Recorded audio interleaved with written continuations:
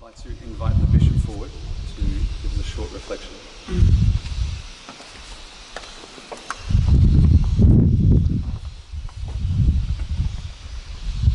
Thank you, Ronan.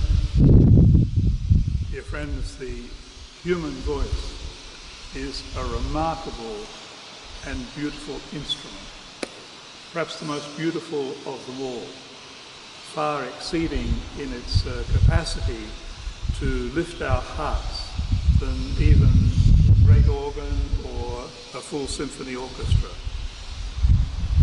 I am sure that during this presentation tonight, your hearts, like mine, were very much moved by what you heard.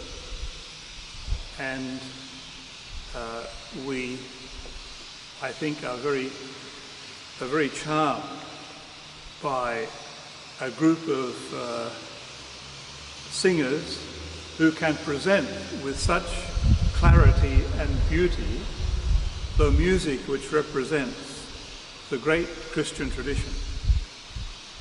And it spans from ancient times right up until modern times. Ronan indeed composed some of the music that you heard tonight. The earliest of the music originated, like our faith itself, in the synagogue. It comes, like all the chants of the Western world and the Eastern world as well, it comes from what we call the Holy Land. The chants of the Jews, the chants of the Christians, the chants of the Muslims indeed have a very close origin. And in the Christian tradition, our brothers and sisters who first were converted to Christ, they sang the music of the synagogue. They took over the psalms, which have come down the centuries to us today in every liturgical celebration. And those songs of Israel were passed on into the tradition of the church. And this is the origin of what we call Gregorian chant.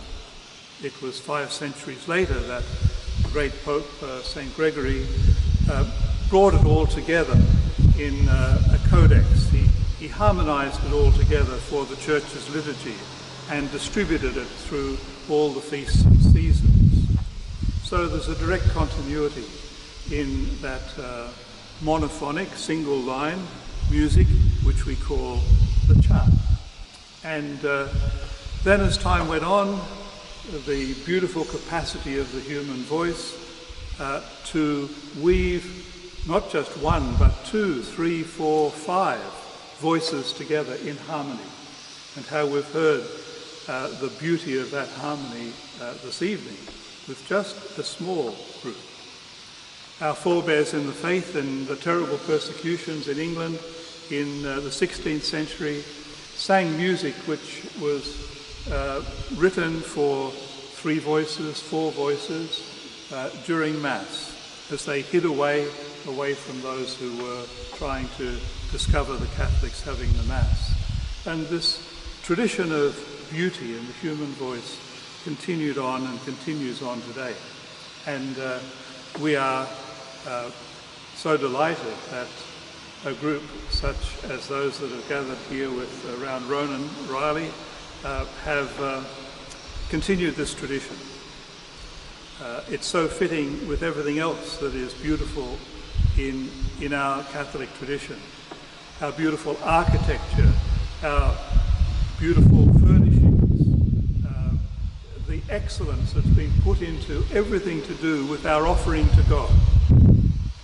In architecture, in art, in music, in all the capacity of the human person to express themselves in a way which is fitting and pleasing to God. All of this is alive and will continue to be alive because each generation rediscovers it. Sometimes we go down paths which seem very attractive. They're the paths of pleasure and of limited capacities to express ourselves in music and in other ways. But when something is truly beautiful, it is united with all of this great tradition. And we've heard something tonight which is truly beautiful. And how we thank you so much for making it available to us. This is the music essentially of worship, as we heard yesterday at Mass and at Vespers, up at the Carmelite Monastery. It's the offering to God, and it's flowed out of that offering into this moment tonight when we can just enjoy it and be taken up into an experience of the divine through the beauty of the human voice. So we thank you. We are very grateful that you've come to Lismore to share this music and your God-given skills with us.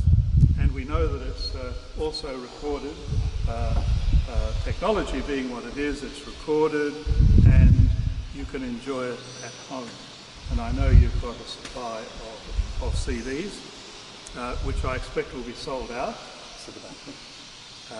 I'm going to get some myself. The ideal Christmas presents, I think. And so I leave that thought with you. So once again, thank you very much, Ronan. Thank you very much, the members of your group, for delighting us with such skill and such beauty. I'd like to just invite you.